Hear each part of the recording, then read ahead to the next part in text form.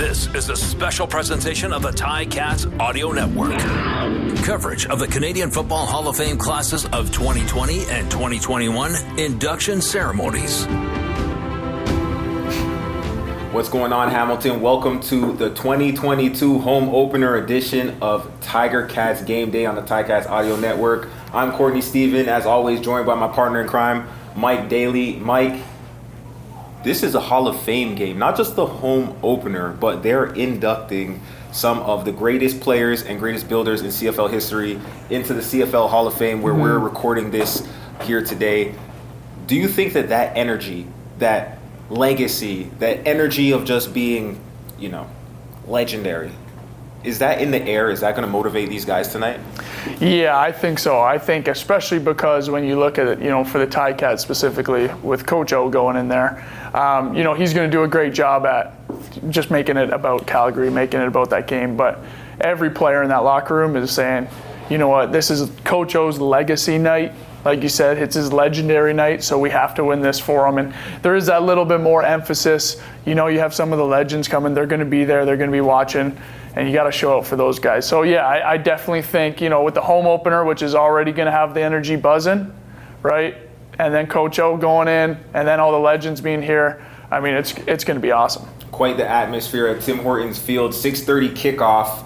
We're going to have the Calgary Stampeders visiting to take on the Hamilton Tiger Cats. Now, Calgary started the season 1-0 with a win over the Alouettes, while this Saskatchewan Roughriders got the best of the Ticats last week in Saskatchewan. So Hamilton's looking to rebound. Calgary's looking to get some momentum and keep things rolling this year. I think it will be a great game. Let's talk a little bit about the lineups heading into this one, because some key players are out of the lineup. Some things have gone shaken up. To begin with, the Ticats added one very important person to the roster. Dane Evans had to take a personal day this week because he had a brand new baby girl. So there's another player, another cheerleader, another all-star added to the roster for the Ticats. So from all of us at the Ticats Audio Network, we want to say congrats, Dane. Yeah, congrats, Dane. That's awesome, man. That's always exciting. But on the defensive line, somebody who's a little bit bigger, Dylan Wynn is out of the lineup, and he's going to replace by Lee Autry II.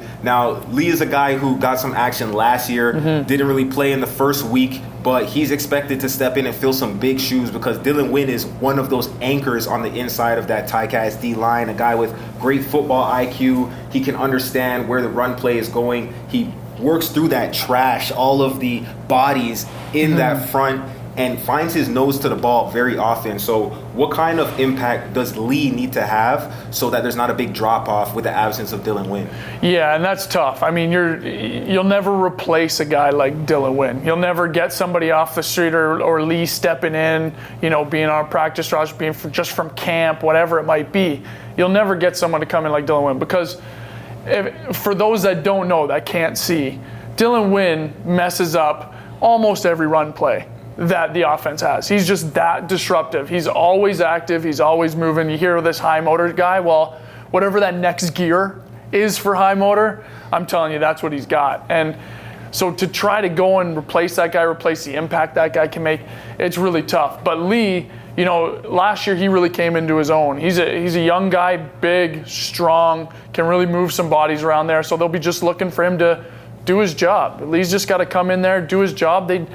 They did well last week, right? And for Lee to come in and be able to just control his guy, control his gap, that's all they need. You have experience around you, right, with Micah Johnson, right? Mason Bennett's going to get the start on the end, right? They're going to control the run, especially with Simone and Joe Vaughn and Cam back at the linebacker spot. They're going to do their job, but Lee's just got to get in there, do his job. He'll get his opportunity to make plays, and you know how it is, man. You just got to make your plays when they come to you. Absolutely. And talking about controlling the run, let's flip onto the other side of the ball where there have been some lineup changes. The offensive line will have Alex Fontana and Saxlid both out. Tyrone Riley is in the game, first-year player at left tackle. We're also going to see Jesse Gibbon bump into play center. Right. and Vorknall moving from his tackle position to guard. I think that's actually a great adjustment because Vorknall had a little bit of a struggle outside on that island where sometimes you could be a bit isolated when you're playing tackle. Putting him at guard is giving him a chance to get a double team. Sometimes him and Jesse Gibbon will get to go 2-on-1 on the nose or the tackle. And I think that'll give him an advantage, get him into the rhythm of the game and let him play to some of those strengths that he has. He's a big guy, long arms. But it'll be interesting to see how Riley steps into that spotlight, having two Americans on that offensive line. Perhaps why you see Sean Thomas Erlington into the lineup in place of Don Jackson at the running back spot. But talk to me a little bit about those adjustments on the offensive line for the Ticats. Yeah, you hit it right on the head. Once you're at a tackle spot, right? So Van Zyle's made his living there. It's more of an athletic spot, right? It's more one of those one-on-one, kind of like the corner situation as a DB receiver matchup, right? Very, very similar. Those tackles, they need to be able to move laterally. Like Courtney said, it's on a complete island, right? So there's a lot of times in a game where you're going to be one-on-one with their best pass rusher, and you just have to hold up. As soon as you move inside to that guard spot, and Travis's strength is being able to get his hands on somebody and move them, right? That's going to help in the run game. You see Rev do it all the time. I mean, he's fantastic at it. That's why he's the best in the league. But to have Travis in there and use his strengths a little bit more, so less of the, lateral movement and more of the, I'm going to get my hands on you, I'm going to pick you up, and I'm going to walk you back. That should help, hopefully, in the run game, first of all, and then help with Gibby having to move inside. Jesse Gibbon being able to figure his kind of his groove out at center, because it's a tough spot when you're sitting there trying to communicate and do all that kind of stuff and then snap the ball. And remember, taking that ball, snapping it between your legs, and then being able to get that hand up and get it onto a all-star D tackle like a Mike Rose that he's going to face, right? Something like that. It's not the easiest thing in the world after you've just made a bunch of calls, right? We're used to it. It's not easy to make a bunch of calls and then play as hard as you can. Have Travis there to help him out. I think they'll be all right. Yeah, the Ticats offensive line is not getting any breaks this week. They're going up against Derek Wiggin, Mike Rose. The defensive line for Calgary, they're very productive. They know how to get pressure on the quarterback. Last week, the Ticats gave up a whopping 8 quarterback sacks. Now, there's a number of things that play into that. It's not always the offensive line. Sometimes the quarterback's holding the ball. Sometimes the receivers aren't open. There's a number of factors that come into play when we're talking about protection, when we're talking about sacks and whatnot. But there's no breaks. This is a big challenge. Yeah. Mike Rose last week, 1 tackle on defense, 1 on special teams, an interception, and a blocked field goal. This guy knows how to get it done. He's definitely a player to watch, number 41 for the Calgary Stampeders. They still have, a very veteran quarterback in Bo Levi Mitchell. Jake Mayer, who was backing him up, showed some good in the game too. He went 4 of 5, had some completions. But I think Bo Levi, the gunslinger, the veteran, the Grey Cup champion, is always somebody who's a threat that the Ticats DBs are going to have to be thinking about when they step on the field. Talk to us a little about the Calgary offense and how they're always dangerous. Yeah, and the thing with Bo is, he's going to try to get it downfield often. Right, he thinks he's a gunslinger, and he has shown that in the league. Right, he'll get out there, he'll try to get it downfield, and the biggest thing that the defense needs to do, and they played well, I thought, last week against Saskatchewan. Right, they gave up a couple explosions, and that's what they'll have to limit. They'll have to limit these explosions, because what ends up happening is when you have those, the whole bend but don't break defense only works if you're going to blow a team out. If it's a close game and there's a bend but don't break, well, guess what's going to happen? Brett Lauther's going to kick 5 field goals, right? And then your offense has to be doing that much more work. Your special teams has to be doing that much more work. So that bend but don't break thing that was last year, we have to start looking at when Bo starts trying to go downfield with it. Those can't just be knockdowns anymore. Those have to be interceptions. Those have to be turnovers. Because explosions and turnovers, that's what makes a game. That's what wins you a game. That's what loses you a game. Whoever has the most explosions, that's both run game, big runs, big passes, right? Passes over 30 yards, runs over 15. That changes the field position, which gets you points. And then obviously turnovers like we saw last week. That's going to hurt you in that game. And so what we're looking for is when Bo tries to go downfield, and he's shown this before, we need to get that ball back and get it to our offense in good field position. Defense definitely has to make them pay. The back end for the Ticats, starting the same 5 with Siante, Tunde, Roll, Alden Darby, and Richard Leonard on that back end, going up against Richie Sindani, the young Canadian who's stepping up. He had a big game, leading receiver for Calgary Stampeders last week. But there's a guy who was quiet, Kamar Jordan, somebody you definitely have to have on the game plan. Big body, plays in the slot, capable of making plays down the field, in the middle, in the mix. Going to be somebody you have to pay attention to. Let's just talk about the numbers a little bit. Last week, it was a 30-27 game. Rene Paredes, one of the best kickers of our generation, as clutch as they get. But it was 40 seconds left in the game when he hit a game-winning field goal for them. Before that, Bo Levi was about 60%, threw for just under 200 yards. It wasn't necessarily off the charts. Same thing for the Ticats. Dane had 222 yards, 1 touchdown, 2 interceptions. But there was one explosive play to Stephen Dunbar, 71-yard reception. I think if the Ticats are able to find some of those chinks in the armor and get a big play early on, that momentum is something that can carry forwards in this game. Because there was that lack of a rushing attack from the Ticats, they didn't even have 30 yards on the ground. I think that allowed Sask to sit back and prevent some of those deeper plays. But early on, if they can get this Calgary defense on their toes, or on their heels, I should say, maybe you can open up and have a few more of those explosive plays. Braylon Addison, 8 receptions. They know that he wants to get the ball. We have to keep feeding him if the Ticats are going to have a chance to win. What are some of the things you're looking for from the Ticats offense going into this one? Yeah, the Ticats offense, what they have to do is they just have to stop shooting themselves in the foot, right? The couple turnovers, right? They had 3 fumbles, 2 interceptions. That's tough, right? That's tough to come back from that first fumble early on in that first quarter at the beginning of the game, especially on an away game. That's going to hurt you. So what you got to really focus on is just kind of, like I said last week, they got to get out there and they got to kind of do what they do, right? Just march down the field, take what's there, don't put that ball at risk, and just kind of try to start establishing that run game a little bit more. Because like you said, Saskatchewan could just sit back, let their D-line up there, rush 4, get home, because the offensive line was struggling. So in order to get that run game going, that's going to open up the pass game. That's going to allow them to get some of those explosions. But that's what they need to do, is they need to protect the ball. Like I said, turnovers are going to kill you.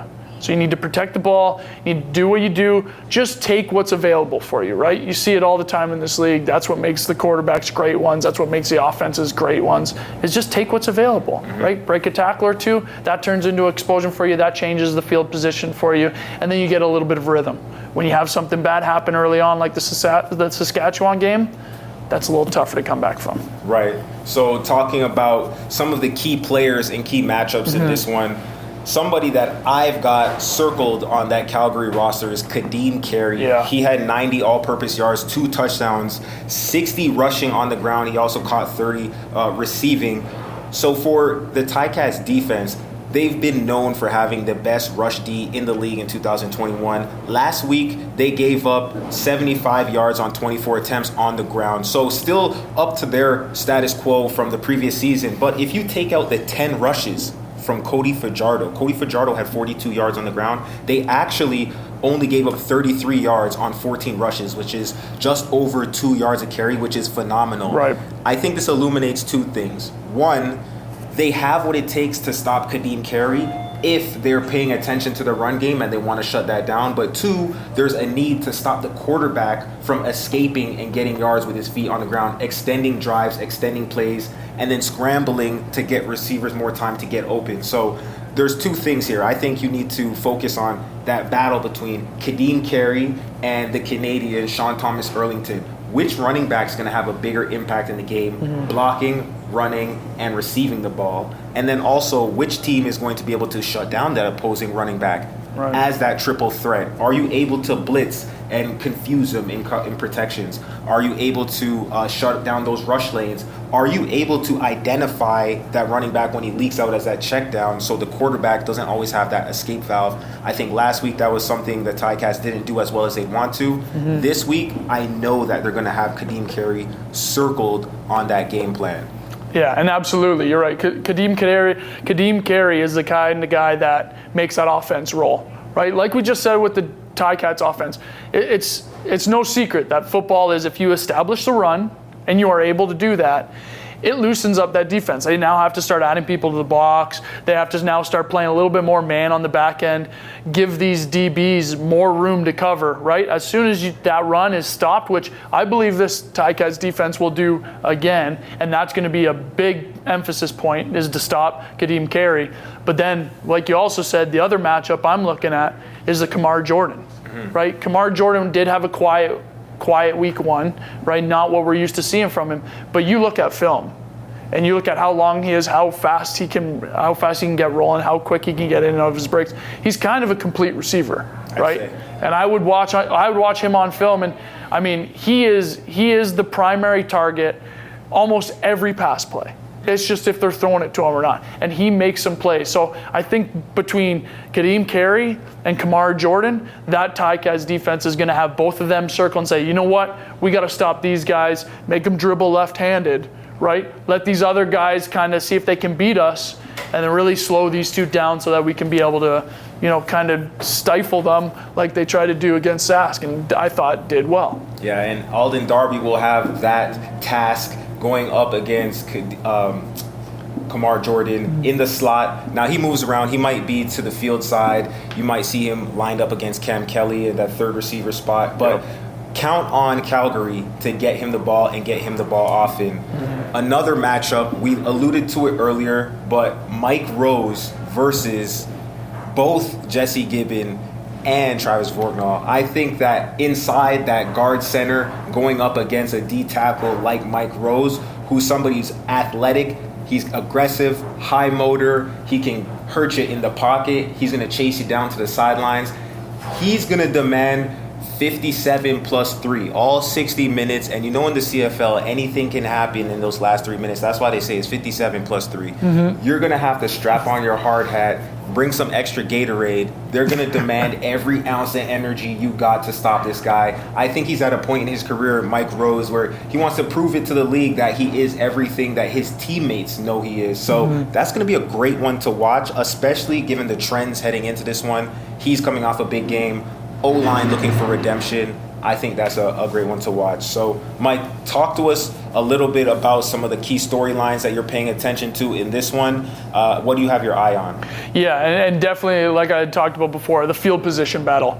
I feel like week 1 with Saskatchewan, that's kind of where it hurt us the most, right? It was that bend but don't break defense a little bit. It was the turnovers early, and then it was just the field goals. The field goals ended up killing us. And when it's a close game like that, with a good opponent, like Saskatchewan was, like Calgary is going to be, you start looking at all 3 phases. So, yes, week 1, maybe the offense was struggling, right? But in order to keep that game close, the defense and special teams can pick them up. We always talk about there's 3 phases in the game.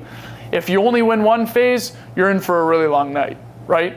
If you're winning 2 phases, then your chances are you're going to win, right? You'll be able to help out whatever side is struggling, whether it's special teams, defense, offense, and that's going to be different every single game, right?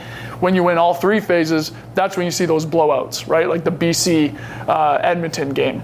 When they're winning all 3 phases, those are those type of games. So what I'm looking for is when one of those phases, defense, offense, special teams, if they're struggling, we have to see the other 2 pick them up and win that field position battle. Because, like I said, without those turnovers, couples, explosive plays, right, we're right in that Sask game. Yeah. And we have a chance to win that, and that's going to be this Calgary team because they are good on all 3 phases. So we have to beat them at their game, beat them at those phases, and just allow the team to pick each other up. Yeah, I thought the Ticats special teams unit, they earned their paycheck last week. Yeah. Simon Laurier came in, punted the ball 9 times, did well. Coverage units did well. Return games set them up here and there. Damagala went 2 out of 3. You'd love to see him be perfect, but you know what? I thought he gave him a chance for the most part. Absolutely. So it'll be interesting to see how special teams shows up in this game. Key storyline that I'm paying attention to is the offensive game plan for the Ticats. In order to protect the protection, what is Tommy Condell going to do? I think it's going to be key to use the things that have worked, meaning get the defense running east and west, and then you slice them up down the middle. Get the ball out quick so that Dane's not sitting in the pocket for too long. use some misdirection, show them a little bit of this, and then put the ball over there. Other things to just keep the defense uneasy so they can't pin their ears back, send the house, put pressure on Dane, and then make it tough for him to complete the ball down the field. I think if he's getting the ball out of his hands, screens, swing passes, quick game, those things will help him build his confidence. It will help him develop a rhythm. The receivers get more touches, and then you let those playmakers make plays. You don't necessarily have to throw the ball 70 yards to get a 70-yard completion. Right. As we saw, maybe you throw the ball 15 yards in the air, and you allow that guy to earn his check and move the chains down the field a little bit further. So I'm interested to see if the game plan evolves. I'm sure it will, but maybe there's more of the quick stuff. Maybe there's a more of getting the ball out of Dane's hand so that he can get into a rhythm, so this offense can get rolling. If that happens, this one will be very interesting. Yeah, and you said it perfectly, right? It's taking what's there, right? It's Dane getting that ball out quick. Look to see if you have that shot, right? Your first read, check if you have the shot. As soon as you don't, give it to some of your playmakers' hands, right? Give it to a Tim White underneath. Give it to a Sean Thomas Erlington on that check down. All he's got to do is make one guy miss, and now you're moving the chains, right? And everything comes back. It's that field position battle. It's that offense taking what's there. And I am interested to see, like you said, with Tommy Condell trying to figure out how to protect this offensive line until they get into the rhythm, right? A lot of moving pieces, especially this game as well. Are they going to bring extra guys in, right? Are we going to see Jake Burt, Felix, right? Are we going to see these guys add in? Are we going to see a little more two-back, right? Get these guys some help, right? Get Dane some easy reads, 1, 2, 3, get the ball out of his hands, see what we can do. I'm really looking forward to see how they're going to adjust because, again, let's not panic, right?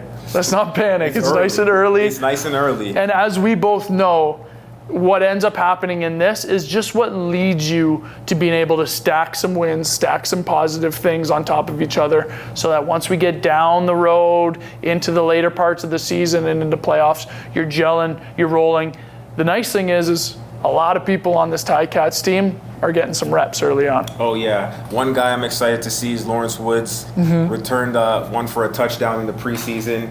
Maybe he's the spark plug. Who knows? The opportunities are endless. Whoever wants to step up, write their name in history, now is the best time to do it. This is the Hall of Fame week. Hey, quickly, over under on half of a point, okay? Sean Thomas Erlington hurdles. Do we see more or over or under half of a hurdle from Sean Thomas Erlington in this game? And you know what's funny is that I was actually thinking about this day. There's a trend going on in the CFL right now with hurdles. If you've been watching any of the games, it's just hurdle after hurdle after hurdle. I'm gonna say I would pick over even if you gave me 1.5. But I'll say over at the 0.5. Yeah, absolutely. That's his move. He's good at it. There you go. I can't wait to see it. Well, kickoff is at 6:30 p.m. Calgary is visiting the Hamilton Tiger Cats on the season opener here at Tim Hortons Field. RJ Broadhead, Luke Tasker have the call for you, and an hour before that, you can catch the pregame here on the Ticats Audio Network. That's listen.ticats.ca or anywhere that you can tune in the local area or on the radio and catch these guys live. Listen, I'm Courtney Stephen. This is my partner, Mike Daly. We thank you for spending your time with us, and we hope to talk to you again after the game. Take care. The Canadian Football Hall of Fame induction weekend coverage on the Ticats Audio Network.